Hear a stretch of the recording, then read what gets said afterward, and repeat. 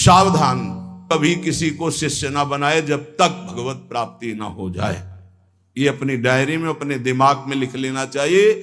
बहुत हाथ जोड़े, पैर छुए तो नाम जपो, चलो दूरी बना के रहो, आंख मत दो, किसी को संग मत दो, किसी काम के नहीं हो।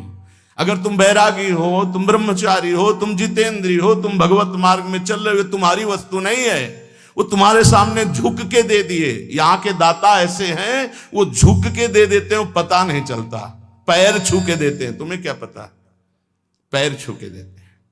भाई जी महाराज चरण छू रहे हैं, राधा बाबा को चरण छूते छूते दे दिया। जो बाबा बाद में समझ पाए, आजीवन उनके यही है, समझ पा गए ना, तो तन मन प्राण न्यौछावर कर दिया भाई जी के ऊपर। आजीवन जहां भाई जी वहीं, अगर चिता लगी तो वहीं टीन छवा लिया, बलिहार। ये समझ, मेरे लिए इतना विपरीत संसार का के आप हाथ जोड़ोगे, झुकोगे, वो आपको रौंदेगा और आपकी आज्ञा का पालन नहीं करेगा। वो आपकी शेर दृष्टि बनी रहे, वो पक्का परमार्थी बन जाएगा, पक्का निकल जाएगा। और अगर ये कि यार कहीं घबरा न जाए, आजा, हाथ मिला और दुलार करके लात मारेगा तुम्हारी आज्ञा पर, लिख लो, वो तुम्हारी बात पर लात मार देगा।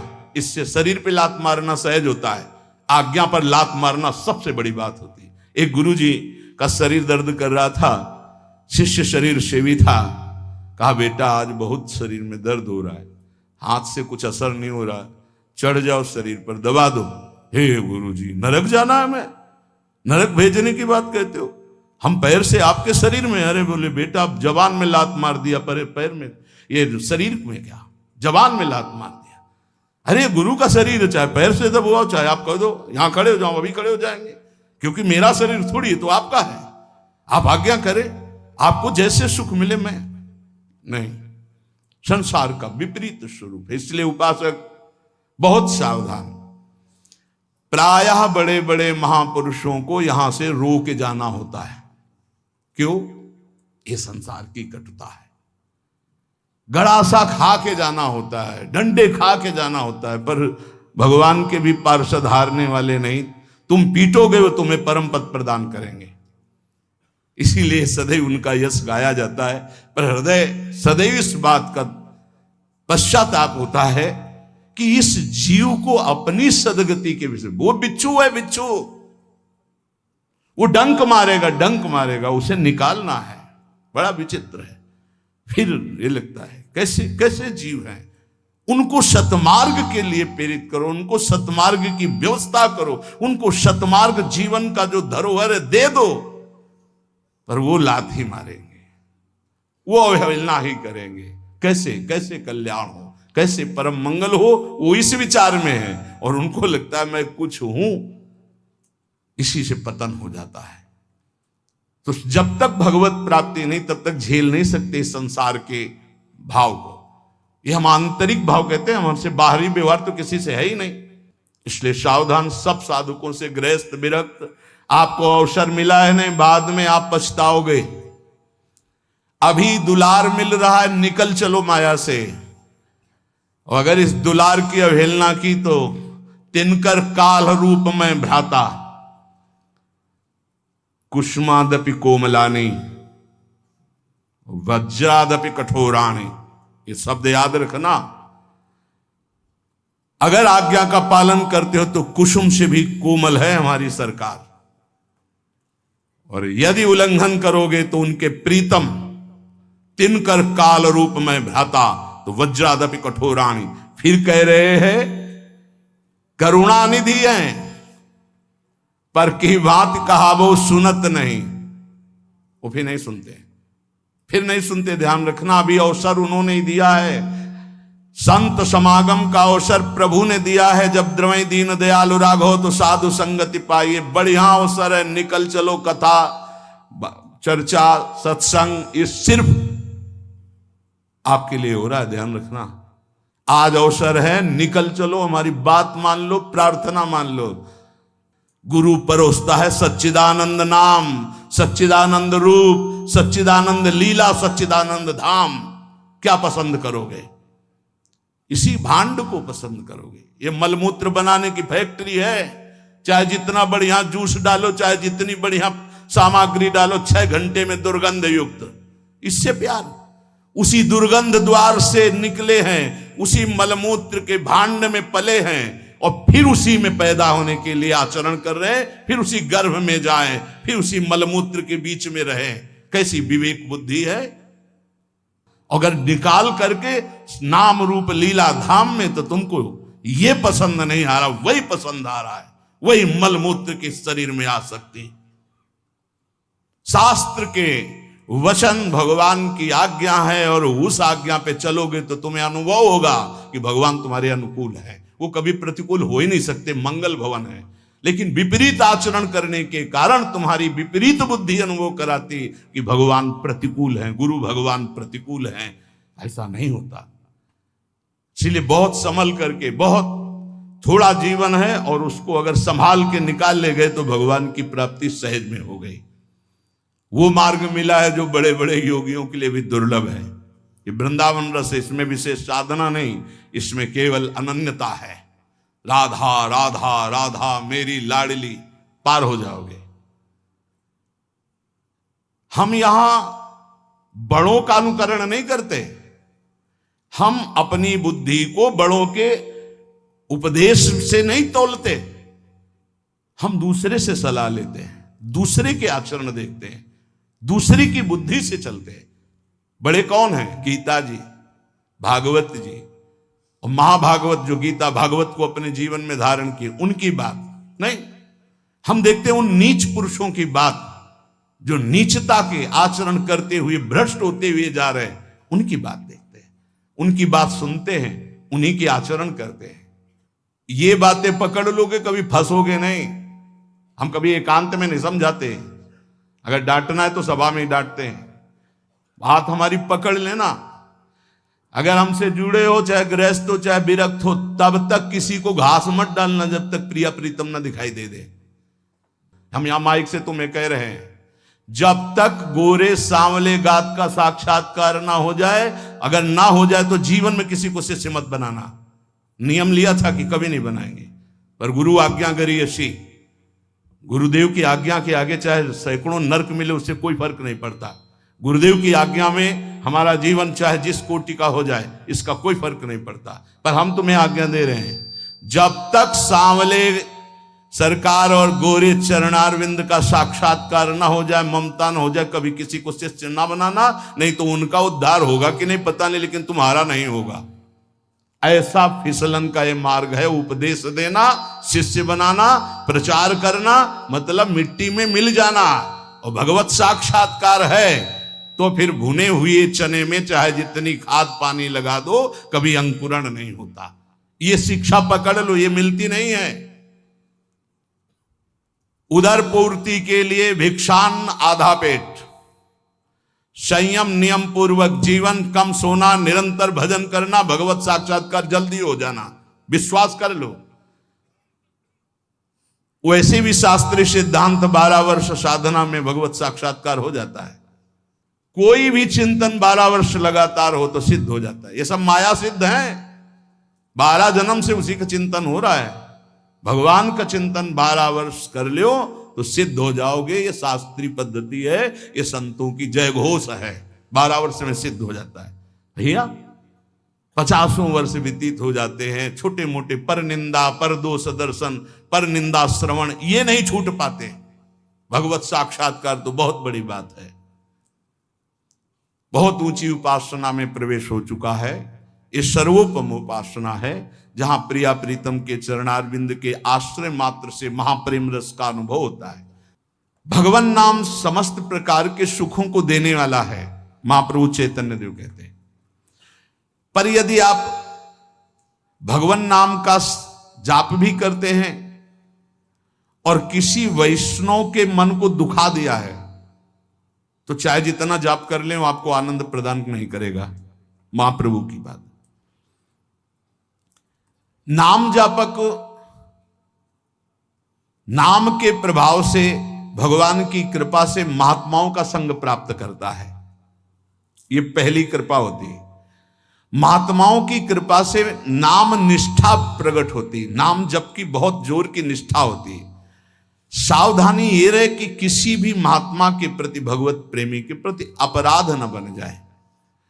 भक्त को देखकर उसकी किसी बाहरी बात में दोष दर्शन कर लेना, निंदा कर देना, ये सब नहीं होना। महाप्रभु इस पर बहुत जोर देते थे कि देखो, तुम भूल कर किसी भी भगवत भजन करने वाले की कैसी भी वृत्ति हो, उसकी निंदा मत करना, उससे द्वेष मत करना, ये महापाप है। अगर ऐसा करोगे तो नाम का प्रताप तुम्हें नहीं मिलेगा। जिस पर दोष दर्शन हो जाए उसकी चरण रज लेके माथे पे रखो। महाप्रभु ऐसा आदेश करते हैं, अपने सिर में उसकी चरण रज रख लो तो क्षमा हो जाएगा। और यदि कोई भक्त है, भगवान का नाम जप करता है, बड़ा मलिन भेष, बड़ा ऐसे पागल जैसा, कभी उसकी उपेक्षा मत करो। ये वृंदावन है, यहां एक से एक ऐसे तुम्हें विक्षिप्त दिखाई देंगे जो प्रिया प्रीतम में डूबे हुए हैं और बाहरी। हमने कई महापुरुषों के दर्शन किए, एक तो भगवंदस और एक थे कि पेपर का टुकड़ा ही लिए रहते थे। बस वैसे पेपर का टुकड़ा सामने रखते थे, जहां खड़े तो बस तंबा लगाए, बनियान पहने, पेपर का टुकड़ा। मैं तो बिल्कुल पागल। रोज परिक्रमा लगाते थे, रोज वही पेपर का टुकड़ा, दूसरा नहीं। एक दिन अब स्वभाव में ऐसे था परिचय बनाना, ऐसे महापुरुषों नजदीक गए, घूम गए पेपर के से, महाराज दंडोत। पेपर और दृढ़ता हुई, हाँ हाँ, क्योंकि पुराने गंगा किनारे के महापुरुषों के हाथ से पले हुए तो पता है सिद्धों की कैसी गति होती है। महाराज बहुत समय से देख रहे हैं, एक ही पेपर का टुकड़ा हो ऐसे, तो थोड़ा हटाइए और कृपा करके देखिए। ऐसे देखा, नशे में आंखें, भागवतिक नशे में घूर्णित नेत्र उनके। क्या बात है, क्या जानना चाहते हो?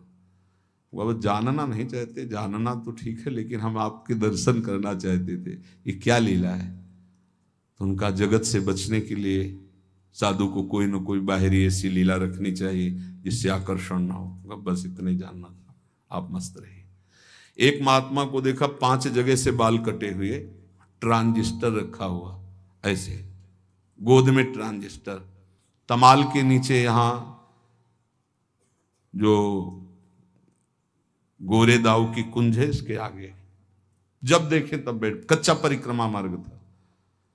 नजदीक बैठ गए, उनका गाना तो सुनते नहीं आप, और बीड़ी पीते नहीं क्योंकि बिना जली लगी, और 5 जगह से बाल, जैसे किसी ने किसी को दंड दिया हो। क्या लीला है? बोले तुम्हें क्या मतलब? मतलब नहीं, पर आपसे पूछ रहे हैं ऐसे। बोले कैसे लगते हैं? तुमका पागल जैसे। बोले इसीलिए। बोले इसीलिए। एक महात्मा 2 नाव पत्तल जितने मिलते वो बोरा लिए रहते, उसमें डालते रहते, फिर बिछा देते, फिर डालते रहते। उनका महाराज इसका क्या मतलब है? तो उनका कैसे लग रहे? उनका लग तो ऐसे ही रहे आप जैसे कोई पागल आदमी ऐसे समेटता हो फिर बिखेर देता हो। बस हर चेष्टाएं महात्माओं की बाहरी पुरुष पकड़ ना पावे, उनकी बाहरी पुरुष पकड़ ना पावे, और स्थिति निरंतर। जब एक दिन उन महात्मा को सोच में पड़े हुए देखा जो बोरा वाले, तो उनका दूर रहना, दूर। तो उनका क्यों महाराज जी? दवा लेना अति अनिवार्य है, आपकी हालत खराब। का प्रारब्ध भोग, प्रारब्ध भोग क्षय हो रहा है, दूर जाओ। बात भी मत करो प्रियता की, दूर जाओ। एक बोरा, एक लंगोटी और हाफ नेकर, क्या पहुंचानोगे? कैसे जालोगे? ये वृंदावन है, बहुत होश में। यहां ऐसा न समझना कि अगले पगले घूम रहे हैं, प्रिया प्रीतम के प्रेम रस में निमग्न है। तो यहां महाप्रभु चैतन्य देव के वचन, जो नाम जापक का अपराध कर देता है, चाहे जितना नाम जप करे, उसके अंदर आनंद नहीं हो सकता। अभेद भक्ति कोई निषेध नहीं है, शास्त्र सम्मत है, क्योंकि समुद्र ही तरंगायमान हुआ है, कोई दूसरा तो है नहीं। पर तरंग में इतनी सामर्थ्य नहीं कि वो समुद्र प्रकट कर दे। समुद्र में ऐसी सामर्थ्य करोड़ों तरंग प्रकट कर दे। तो समुद्र है श्री कृष्ण और तरंग है सब ब्रह्म ऋषि। वो प्रभु का चिंतन करके, जैसे भक्ति सूत्र में लिखा हुआ है, देवर्षि नारद जी ने कहा है, तस्मित तज्जने भेदा भावा। भगवान और भगवान के भक्त में अभेद हो जाता है, अर्थात जो भगवान वही भक्त हो जाता है। जानत तुम्हें तुम्हें हो जाए, सिद्धांत सिद्धांत है। ब्रह्मविद ब्रह्म भी भवति, वेदांत दर्शन में है। पर यह नहीं हुआ कि तरंग समुद्र को प्रकट कर दे, ऐसा नहीं हो सकता। समुद्र में प्रकट हुई और समुद्र में लय हो गई तो अब समुद्र हो गई वो, पर तरंग की सत्ता नहीं कि वो समुद्र प्रकट कर दे। समुद्र में ऐसी लाखों तरंगे होती। ऐसा महाप्रभु चैतन्य देव ने बताया कि भगवान शंकराचार्य जी ने ही ये लिखा है। तो उनका ये तो आचार्य का विनोद है। अच्छा, ये आचार्य का विनोद है, और ये आचार्य का विनोद नहीं है जो आप निर्विशेष ब्रह्म की बात कर रहे हैं। भगवान, फिर मैं अपनी बात को दोहराता हूं कि ये संसार से जो बहुत बुद्धिमान हैं, उनकी बुद्धि को घिसने के लिए ये बना हुआ है वेदांत, घिस घिस के सूक्ष्म करने के लिए। और जिस समय वो थक जाएंगे तो फिर हरीश शरणम ही निकलेगा, हरीश शरणम। सन्यासी जन जानते हो क्या? ओम नमो नारायणाय, ओंकार स्वरूप भगवान नारायण को नमस्कार है, तो बोलेंगे नारायणाय नारायणाय नारायण। आप देखो ना, भगवान की शरण में हो जाना, भगवान का नाम लेना, ये सब महाज्ञानियों में है, पाया गया। हृदय की शांति देखो, सामने श्री प्रबोधानंद जी जो प्रकाशानंद जी के रूप में उनसे कह रहे हैं, हृदय की शांति हुई। श्रद्धावान लभते ज्ञानम तत्परा संयतेन्द्रिया ज्ञानम लब्ध्वा परम शांति मचरेणाधिगच्छति। परम ज्ञानी हो क्या शांति हुई आपको? ये तर्क, ये वितर्क, ये निंदा, ये स्तुति, ये शांति के लक्षण हैं। क्या आप सब कुछ भूलकर कभी अपने में स्थित हुए भगवान शंकराचार्य जी की भांति? अब सभा में जब महाप्रभु बोल रहे तो तुम्हें हम सुनाते हैं भगवान शंकराचार्य जी ने क्या कहा। मत्स्यादि भीरवतारवतारवता सदा वसुधाम परमेश्वर परिपाल्यो भवता भवताप भीतो हम। ये आद्य गुरु भगवान शंकराचार्य जी बोल रहे हैं कि आप जैसे मत्स्य आदि अवतार धारण करके पृथ्वी की रक्षा करते हैं, भक्तों की रक्षा करते हैं, तो हे श्री कृष्ण, संसार ताप से संतप्त हुआ मैं आपकी शरण में आया हूं। आप सच्चे हृदय से मैं कह रहा हूं कि मेरी रक्षा कर लीजिए। ये क्या है? प्रकाशानंद जी ने कहा कि यथार्थ में तो आप कुछ भी कहें, लेकिन जगत असत्य है और जीव ब्रह्म है। जो लोग ये नहीं समझते हैं वो अज्ञानी हैं। ये भगवान शंकराचार्य जी ने कहा है। ये प्रार्थना, ये विनय तो व्यवहारिक है आचार्य की। जीव का परम लक्ष्य है मोक्ष प्राप्त हो जाना। प्रकाशानंद जी, अज्ञान का नाश होकर ब्रह्म स्वरूप में स्थित हो जाना, यही परम लक्ष्य है। प्रभु ने हाथ जोड़कर कहा, महाप्रभु चैतन्य देव, आप ज्ञानी हैं, आप पंडित हैं, आप शास्त्रज्ञ हैं, आप गुरु पद पे बैठे हैं। भला आपके सामने मैं क्या बोलूं? किंतु मैं फिर कहूंगा, मैं तर्क की बात नहीं कह रहा, हृदय की बात कह रहा हूं। विचारों को परिष्कृत कर लीजिए। चाहे आत्म प्रेम हो या श्री कृष्ण प्रेम हो, तभी विश्वास, तभी श्रद्धा, तभी साधना सार्थक। कि आपको आत्म प्रेम हुआ? यदि आत्म प्रेम होता तो आत्मा के सिवा और कौन है? किससे तर्क कर रहे हो? किसकी निंदा की अभी तक? क्या रति की उपलब्धि हुई? आत्मरति? अब भी मान जाओ, प्रेम ही चरम लक्ष्य है। ये वाणी का विषय नहीं है, ये हृदय से होता है। और आपका हृदय अभी आवरण से युक्त है, आम के आवरण से। डॉक्टर के सामने बैठे हो, क्या चलेगा? आप अपने को सिद्ध मानते हैं कि आप प्रेम सिद्धि मिली, जो स्वतः सिद्ध वस्तु है, क्या आपके अंदर जागृत हुई? क्या वो साधनों से प्राप्त होती है या कृपा से? और यदि कृपा से, तो फिर ये तर्क वितर्क मस्तिष्क प्रधान ये क्यों? केवल भगवान शंकराचार्य जी ने बुद्धि को पवित्र और सूक्ष्म करने के लिए भाष्य की रचना की है। हृदय तो उनका किस प्रेम में स्थित है आपने देखा है। श्री प्रकाशानंद जी से चैतन्य महाप्रभु कहते हैं, आपको हम बता रहे हैं भगवान शंकराचार्य जी क्या कह रहे हैं। काम्योपासनयार्थयन्त्यनुदिनं किंचित फलम स्वेप्सितम केचिद स्वर्गमथापवर्गमपरे योगादि यज्ञादिभिः अस्माकं यदुनंदनाघ्रियुगल ध्यानावधानार्थिनां किम लोकेन दमेन किम नृपतिना स्वर्गापवर्गैश्च किम। प्रबोध सुधाकर नामक ग्रंथ में आद्य गुरु भगवान शंकराचार्य जी कह रहे, बहुत लोग प्रतिदिन अनेक कामनाओं की प्राप्ति के लिए उपासना करते हैं और मनोवांछित फल पाते हैं। कुछ लोग यज्ञ आदि तपस्या के द्वारा स्वर्ग की प्राप्ति चाहते हैं। बहुत लोग योग आदि ज्ञान के द्वारा मुक्ति की चाह करते हैं। किंतु हमें तो नंदनंदन श्री कृष्ण के पादारविंद के ध्यान में तत्परता पूर्वक संलग्न रहने से जो प्रेम सुख मिलता वो किसी में नहीं है। हमें उत्तम लोकों से क्या, हमें नृपति से क्या, हमें इंद्र पद से क्या, हमें मोक्ष पद से क्या। हम तो सांवले अरुण तलवे में, सांवले सरकार के अरुण तलवे में अपने चित्त को लगाकर परमानंद में मगन हैं। अब आप इसको क्या कहेंगे जो भगवान शंकराचार्य जी कह रहे हैं। और चैतन्य महाप्रभु जब ये श्लोक कह रहे थे तो आंखों से अश्रु बह रहे थे और रुक रुक के कह रहे थे। ये दृश्य और ये श्लोक सुनकर पसीना पसीना हो गए प्रकाशानंद जी।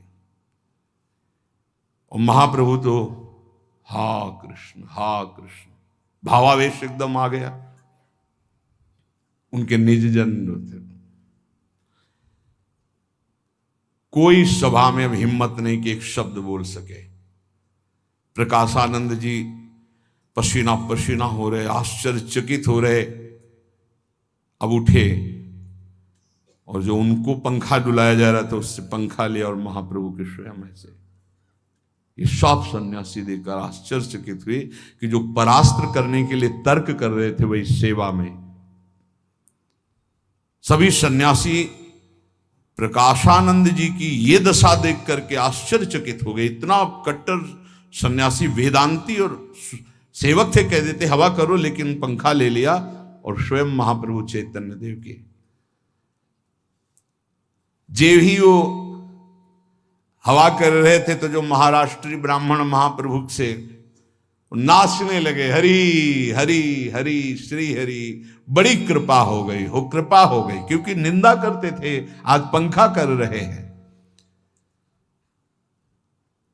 प्रकाशानंद जी के अंदर मन में आता, अरे चरण पकड़ ले, चरण पकड़ ले। साक्षात प्रेमावतार श्री कृष्ण ही सन्यासी रूप में है, तू इनके चरण पकड़ ले, क्षमा मांग ले। इनको निंदा की है, इनको कटुवचन बोला है, किंतु अब भी प्रतिष्ठा का थोड़ा काफी तो हट गया, क्योंकि स्वयं पंखा कर रहे, पर चरण पकड़ने की हिम्मत नहीं हुई।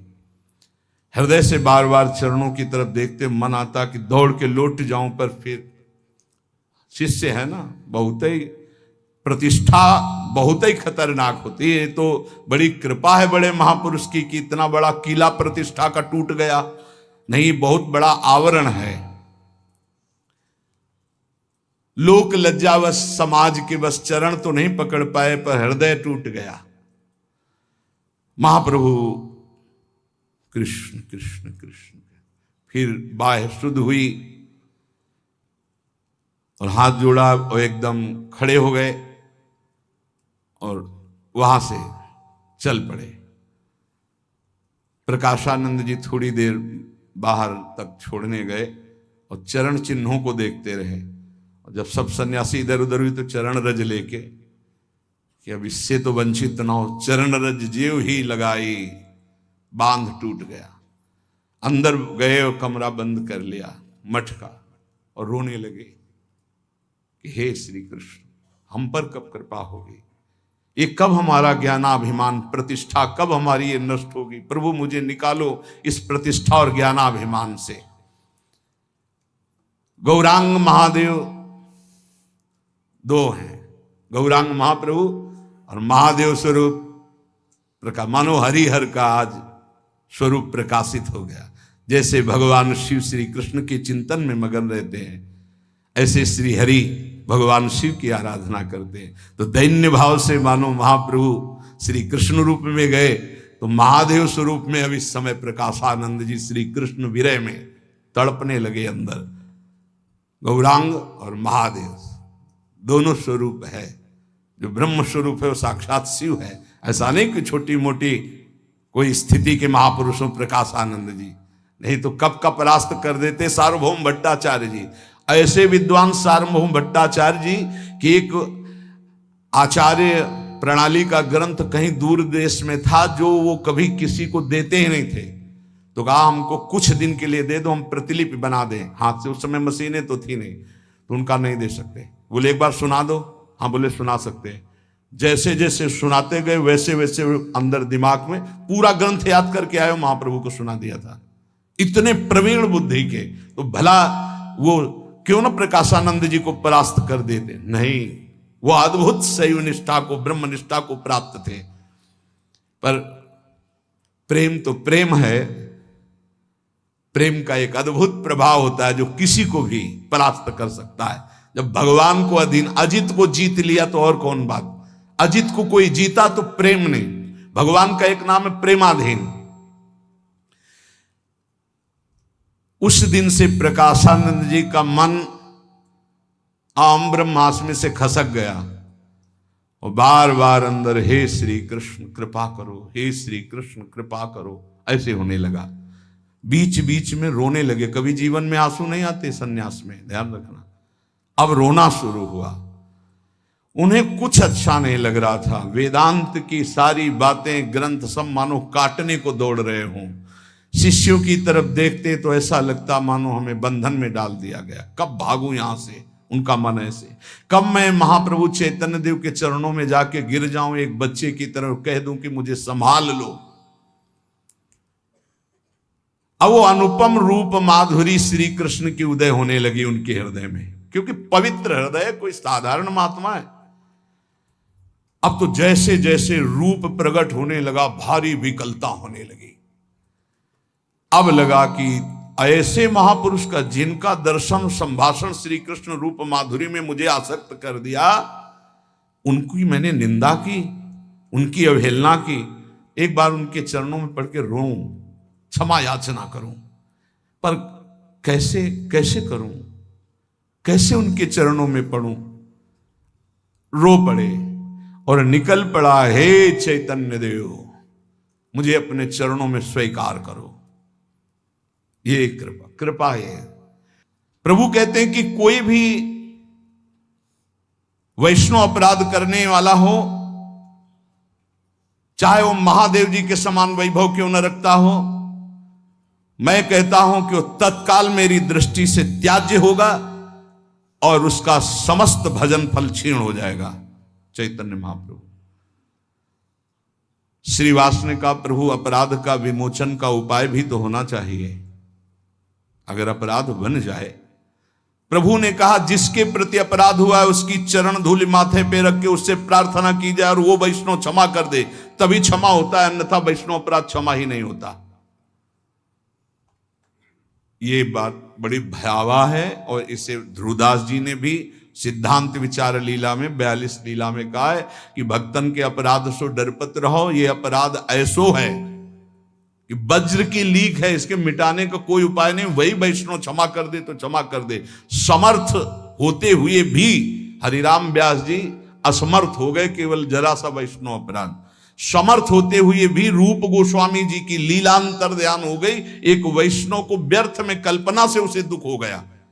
वहां कोई दुख की देने की संभावना नहीं, वो लीला में हंस रहे हैं। और वो लंगड़े थे तो उन्होंने समझा मुझे देख के हंस रहे हैं, बस इसी बात से लीला का अंतर ध्यान हो जाना।